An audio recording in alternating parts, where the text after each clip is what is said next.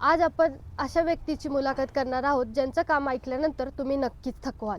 तर आज आपल्यासोबत आहेत गौतम वैष्णव सर, जे रॉक बॅलन्सिंग सारखी कला सादर करून लोकांना थक्क करतात. त्यांची कला म्हणजे एका दगडाच्या निमुळत्या दगड एकमेकांवर उभे करून ती त्यांची कला सादर करतात. यामध्ये कोणतीही जादू किंवा किमया नसून ते त्यांच्या शरीराची ताकदही न वापरता मानसिक ताकद, त्यांची एकूणच निसर्गाशी असलेलं नातं याच्यावर ते आपली कला सादर करत असतात. चला तर जाणून घेऊयात त्यांना याबद्दल काय वाटतं. सर, तुमचं स्वागत आहे. तुम्ही भारतात पहिलेच व्यक्ती आहात जे रॉक बॅलन्सिंग नावाची कन्सेप्ट आज लोकांमध्ये परिचित करत आहात. तर याबद्दल काय सांगाल, म्हणजे एक्झॅक्ट काय आहे रॉक बॅलन्सिंग? रॉक बॅलन्सिंग ही अशी आर्ट आहे ज्याच्यामध्ये तुम्ही एकमेकांवरती दगडं लावता, जे एकदम छोट्याशा पॉईंटवरती असतं आणि जे बघून माणसाला असं वाटतं, आश्चर्यचकित होतं, हैला असं कसं काय दगडं राहिली. तर त्याच्या मागं एकच आहे की मी माझा फोकस आणि माझं धैर्य आणि जी स्टेबिलिटी आहे ते आम्ही त्या दगडांमध्ये टाकतो आणि शांतपणे त्या दगडाला त्या दुसऱ्या दगडावरती बॅलन्स करायचा प्रयत्न करतो. सर, तुम्ही ही कला सुरू करताना ती कधी आणि कोठे सुरू झाली, म्हणजे तुम्ही कुठून सुरुवात केली या सर्व गोष्टींची? ही कला मी महाडमध्ये म्हणजे माझा एक मित्र आहे, त्याचं नाव चिंतन वैष्णव आहे आणि मी विपासना करत होतो आणि ज्या क्षणात मी बाहेर आलो तर मी त्याचं इंस्टाग्राम बघत होतो आणि मी दगडं बघितली. तर बघताच क्षणात मला असं वाटलं की अरे हे खोटं आहे, कोणीतरी मॅग्नेट लावलंय या फिर काहीतरी चिटकवलंय या फिर कॅमेरा ट्रिक आहे.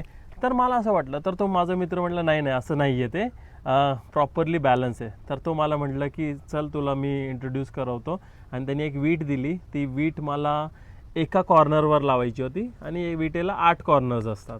तर ते लावत असताना मला खूप जास्त राग येत होता, मला असं वाटत होतं की चीड येत होती, मला असं वाटत होतं की ते विटेचे 2 तुकडे करून त्याच्या डोक्यात टाकून देऊ. आणि जवळजवळ 45 मिनिटानंतर मी त्या दगडाला बॅलन्स केलं आणि मला अक्षरशः फुलपाखरूसारखं वाटायला लागलं आणि माझे दोन्ही पाय असे हवेत गेले होते.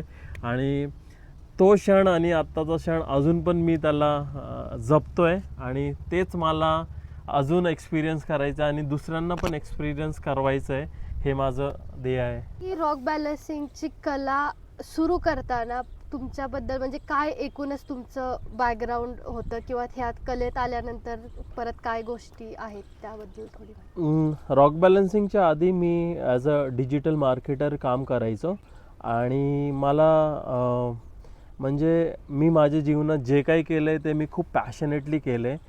जसं की जर मला फिरायचं असेल तर मी जवळजवळ 26 ते 27 राज्य फिरलो आहे भारतातले. आणि जवळजवळ मला असं वाटतं की कुठलंही काम तुम्ही करत असाल तर ते कन्सिस्टंटली करावं आणि त्याच्यासाठी मी 72 आठवडे म्हणजे वीकेंड्स, सॅटर्डे संडे नुसतं डोंगरात फिरायला गेलो. आणि रॉक बॅलन्सिंगसाठी तर मी 100 आठवडे गेलो होतो तामिनी घाटात आणि कामशेतमध्ये. आणि साधारणपणे मी कम्प्युटर सायन्स केलं आहे, मी bachelor in computer science Pune युनिव्हर्सिटीमधनं. आणि मला म्हणजे उंडारक्या मारायला, डोंगरात जायला, पाण्यात उड्या मारायला खूप जास्त आवडतं. आणि त्याच जे आवडतं त्याच्याच शेजारी काहीतरी मला भेटलं आहे, ह्याचं मला खूप जास्त आभार आहे. आणि आय विल क्रेडिट की माझी जी क्युरिओसिटी आहे त्याच्यामुळंच मला कुठं ना कुठं हे भेटलं आहे आणि मी कन्सिस्टंटली करत राहिलो आहे. कारण की स्टार्टिंगला लोक मला म्हणायची की येडा आहे हा, काय करत असतोय, दगडांमध्ये काय आहे का. कारण की मी एका दगडासमोर 2-2 तास बसून राहायचो. आणि एकदा असंच झालं होतं की गुडलक कॅफेला बाहेर मी बसलो होतो आणि एक माणूस म्हटला येडा आहे का. तर मी त्याला बोललो हो येडा आहे मी. सर, तुम्ही हे पहिल्यांदा सुरू करताना कोणती प्रोसेस तुम्हाला सर्वात अवघड किंवा कठीण वाटली, की हे कसं शक्य एवढ्या ह्याच्यावर उभं करणं? सर्वात पहिल्यांदा जेव्हा मी करत होतो तेव्हा तर मला काहीच माहिती नव्हतं की काय होतं आहे, कसं करायचं आहे, कसं नाही करायचं आहे. फक्त माझ्या मनात एकच होतं की एक बिलीफ होतं की होऊन जाईल, मला फक्त थांबायचं आहे तिथं, बस मला सोडून नाही द्यायचं आहे मधूनच. आणि तो जो पहिला क्षण होता ते असं नाही की एकदम भारी होता क्षण, खूप जास्त फ्रस्ट्रेशन होतं, राग येतच होता मला. आणि त्या क्षणात मी ते जे 45 मिनटं पार पाडले आणि त्याच्यामुळं मी तो दगड लावू शकलो, तर तेच मला कुठं ना कुठं एक शिकवतं आहे की तुम्ही थांबून राहा, तुम्ही सोडून देऊ नका आणि ते तुम्हाला नक्कीच भेटेल. आज नाही तर उद्या भेटेल, पण त्या गेममधनं बाहेर नका पडू असं. सर, पण जेव्हा रॉक बॅलन्सिंग असं म्हणतो तेव्हा त्यात रॉक हा कन्सेप्ट जेव्हा येतोय तो आपल्याला किती निसर्गाशी कनेक्ट करतोय आणि तो लोकांना कसा फायदेशीर ठरेल? ओके, निसर्गाशी कनेक्ट करणे म्हणजे मला असं वाटतं की मला सांगा की तुम्ही कधी त्या दगडाला हात लावला होता? तो या पृथ्वीवरती करोडो वर्षापासून आहे. तुम्ही भले किती वेळा येताय जाताय त्या दगडाला बघताय, पण किती वेळा तुम्ही त्याला हात लावताय? जर तुम्ही हात लावला असेल तर त्याचं वजन तुम्हाला लक्षात आहे का? त्याचं वेट तुम्हाला वजन लक्षात आहे का? साईज लक्षात आहे का? कलर लक्षात आहे का? या फिर त्याच्यावरचे जे टेक्स्चर्स आहेत ते लक्षात आहे का? सो बेसिकली तुम्ही अशा दगडाला हात लावताय जो करोडो वर्षापासून येतो, तर त्याला अशा प्रकारे बॅलन्स करताय, तो असा कधीच नव्हता. आणि त्या क्षणात तुम्हाला असं वाटतं की तुम्ही त्या नेचरला कनेक्ट झालात. कारण की तुमच्या जीवनात मला एकही गोष्ट सांगा की जी तुम्ही निसर्गाकडनं नाही घेतली आहे, असं काहीच नाही आहे. सो एक मला असं वाटतं की त्या माणसाला निसर्गाशी तो खूप जास्त जवळ आणतो. आणि दगडामध्ये मला असं वाटतं की त्याच्यामध्ये काहीतरी वेन्स आहेत आणि रक्त फ्लो होतं आहे, एवढ्या बारीक क्षणात मी त्याला एक्सपिरियन्स करू शकतो.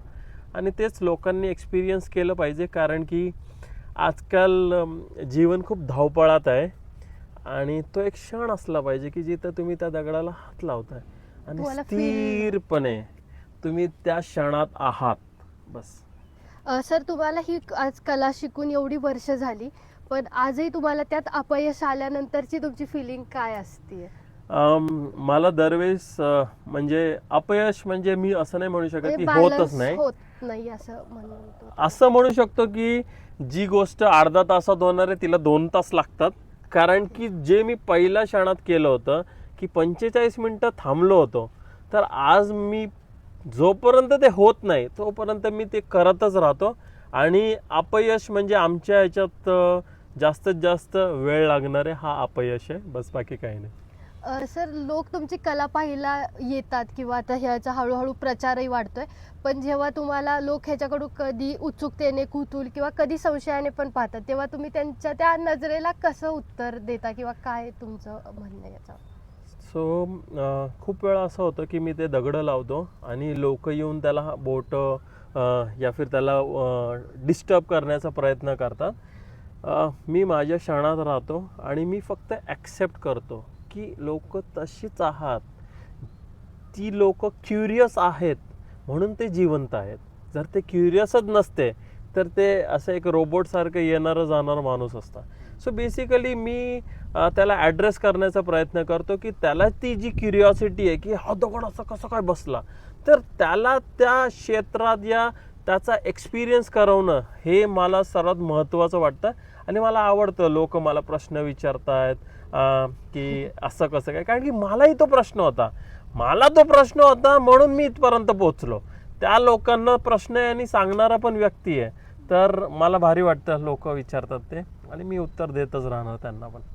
सर, लोकांची क्युरिओसिटी पण म्हणून, आणि तुम्ही ही कला शिकल्यानंतर तुमच्या ह्याच्यात कसे चेंजेस होत गेले? सर्वात मोठा चेंज असा आहे की मी खूप जास्त ॲक्सेप्ट करायला लागलो की ठीक आहे, म्हणजे पाणी माझ्यासमोर ठेवलं आहे या फिर कुठली भाजी माझ्यासमोर आहे, तर ती मला आवडते की नाही आवडते ह्याच्यावरती न फोकस करता ती भाजी खाण्यासाठी आहे हे मला खूप जास्त महत्त्वाचं वाटतं. आणि खूप जास्त पेशन्स असतात. खूप लोक म्हणतात की माझ्यात पेशन्स नाही आहेत, मी थांबू नाही शकत. असं नाही आहे. या जगात जेवढी पण लोक आहेत त्यांना पेशन्स आहेत. सो बेसिकली तुमची जर समजा गाडी 10 वाजताची आहे आणि तुम्ही प्लॅटफॉर्मवर 9 वाजताच पोचले, तर तुम्ही ती गाडी घेऊन जाऊ शकता का 9 वाजता? नाही ना, तुम्ही 1 तास थांबणारच आहे. सो बेसिकली जेव्हा तुमच्याकडं कंट्रोल नसतो, ठीक आहे, तेव्हा तुम्ही पेशन्स राहता. आणि जेव्हा तुमच्याकडं कंट्रोल असतो तेव्हा तुम्ही पेशन्स नाही ठेवत. सर, ही कला तुम्हाला एकट्यात करायला आवडते की लोकांपुढे करताना अजून आत्मविश्वास येतो किंवा लोकांना याबद्दलचा अवेअरनेस येते म्हणून तुम्हाला तिथं सादरीकरण करायला जास्त आवडतं?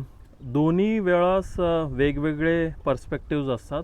जेव्हा मी नेचरमध्ये करत असतो तेव्हा मला शांतता भेटते, बेसिकली मी निसर्गाशी खूप जास्त कनेक्ट होतो. कारण की मला पाण्याचा आवाज येतो, मला दगडांचं जो म्हणजे ऑप्शन्स आहेत दगडांचे ते खूप जास्त असतात. पण तेच क्षणात जेव्हा मला लोकांसमोर करायचं असतं, मला नक्की खरं सांगू तर मला माहीत नसतं की किती लोक बसलेली असतात, कारण की माझं लक्षच जात नाही त्यांच्यावरती, कारण की माझं पूर्ण लक्ष त्या दगडांवरतीच असतं. मी आत्तापर्यंत जवळजवळ 5 ते 6 वेळा स्टेजवरती परफॉर्म केलं आहे, ज्याच्यामध्ये मी अक्षरशः बघितले की मी बघतच नाही की किती लोक आहेत समोर माझ्या. आणि मला एक आवडतं की जेव्हा मी लोकांसमोर करतो तेव्हा मला ते खूप जास्त लोकांपर्यंत पोचण्याचं एक मार्ग आहे आणि तो करत राहावा असं वाटतं. आणि फरक असा वाटत नाही, कारण की मी बघतच नाही की बाहेर काय चाललंय काय नाही चाललंय. सर, हे दगडांवरची पूर्ण डिपेंड कला आहे, तर त्यात कोणत्या प्रकारचे दगड वापरतात किंवा तुम्हाला वापरायला त्यात आवडतात? ओके. नुसतीच दगडं नाही, पण मला बेसिकली तुम्ही कुठलाही दगड दिला तरी मी बॅलन्स करत बसतो. जसं की तुम्ही वीट दिली या पेव ब्लॉक दिले, या मी एका बाईकला पण बॅलन्स केलं आहे, लिक्विड ग्लासमध्ये लिक्विड टाकून त्याला पण बॅलन्स केलं आहे. मी चहा पिला तर कप तो मी बॅलन्स करून टाकतो, पार्लेजी बॅलन्स केलेत.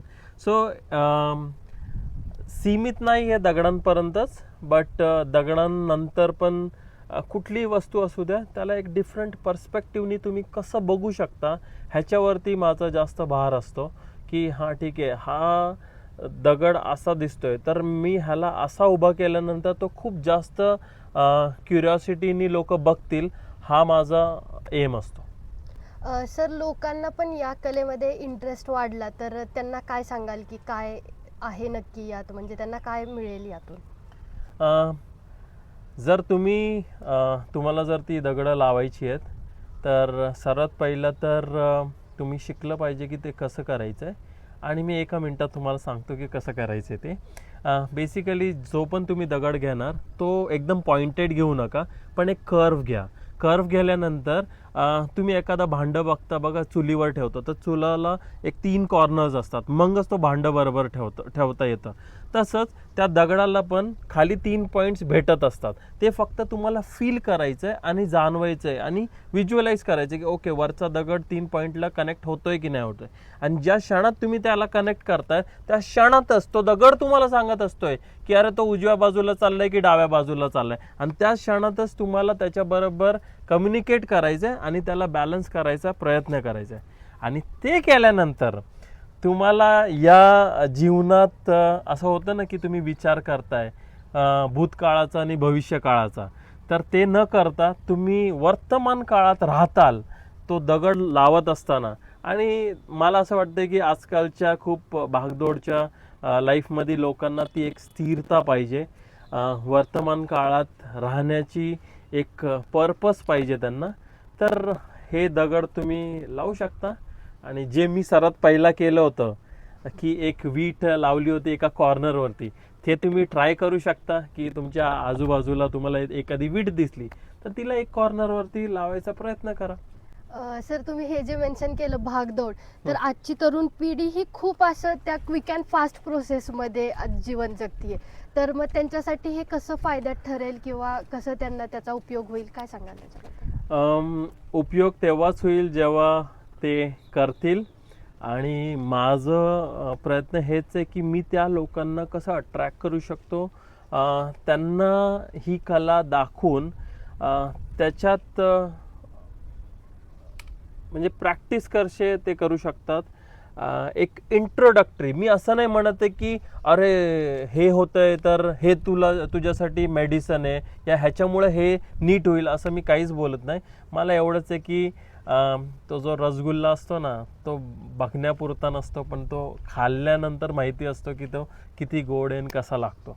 तसंच आहे की तो दगडाला दाखवण्यापुरतं नाही आहे, बट तो माणूस येऊन ती क्युरिओसिटी हिट करणार आणि तो दगड तो लावायचा प्रयत्न करणार, त्या क्षणापर्यंत मला आणायचं असं. त्याच्यानंतर त्याला माहिती असतं की रसगुल्ला किती गोड लागणार आहे. आजच्या ह्याच्यात लोक फिजिकल हेल्थला खूप इम्पॉर्टन्स देतात, पण जेव्हा मेंटल हेल्थचा आपण विचार करतो तेव्हा हे या म्हणजे रॉक रॉकचे जे प्रोसेस तुम्ही करताय त्याच्यामध्ये खूप पेशन्सची गरज लागते, तर कसं उपयोगी ठरेल हे लोकांना?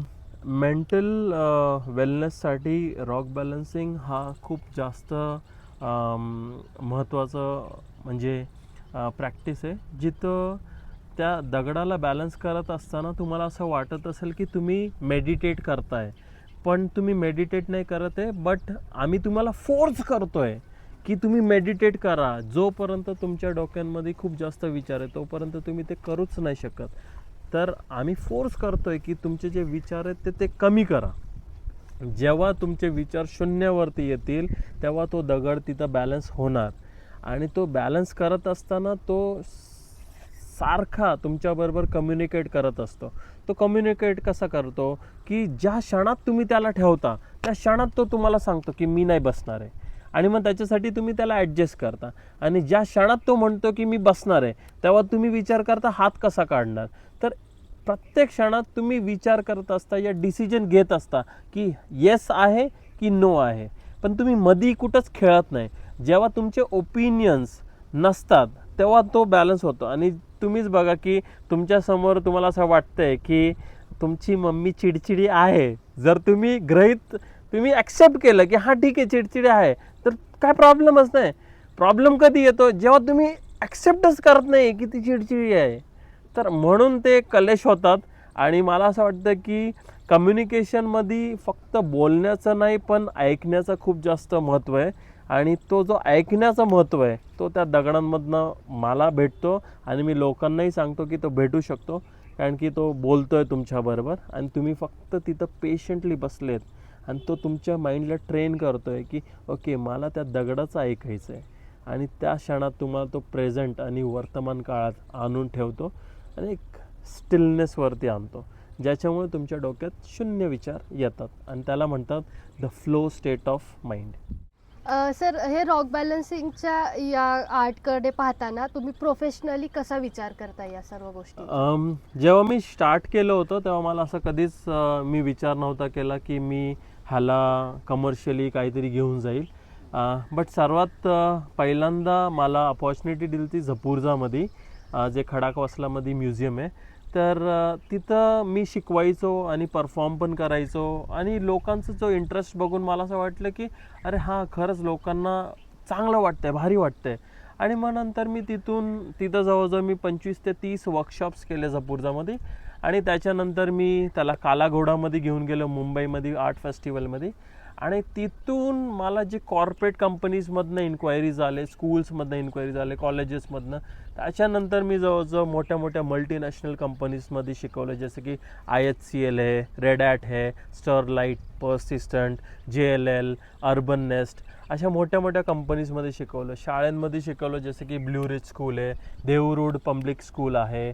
मग मी कोइंबतूरमध्ये पण जाऊन अशा मुलांना शिकवतो जे व्हिज्युअली इम्पेअर्ड आहेत, ज्यांना ऐकता आणि बोलता येत नाही, डाऊन सिंड्रोम आहे, ऑटिझम आहे. मी जेव्हा गोव्याला जातो तेव्हा मी गोवा आणि महाराष्ट्र बॉर्डरमधले जे काही म्हणजे गावातली शाळा आहेत तर त्यांच्या प्रिन्सिपलकडे डायरेक्ट जातो आणि म्हणतो की मी अशी अशी कला करतो. आणि पुढच्याच अर्ध्या तासात सगळी मुलं ग्राउंडवर असतात, आणि त्याच ग्राउंडमधली दगडं उचलून मी त्यांना रचून दाखवतो की त्यांना कुठंतरी तो एक स्पार्क आला पाहिजे की यार असं पण असतं जीवनात. तर मला नाही माहिती की मी सगळ्या मुलांना चेंज करायला जात नाही, मला फक्त एका मुलाला चेंज करायचं असतं, ते माझं ध्येय असतं. आणि आता मी लोकांना पब्लिकली बी वर्कशॉप शिकवतो, आणि पूर्ण भारतात जवळजवळ मी 12 राज्यांमध्ये जाऊन शिकवले आत्तापर्यंत.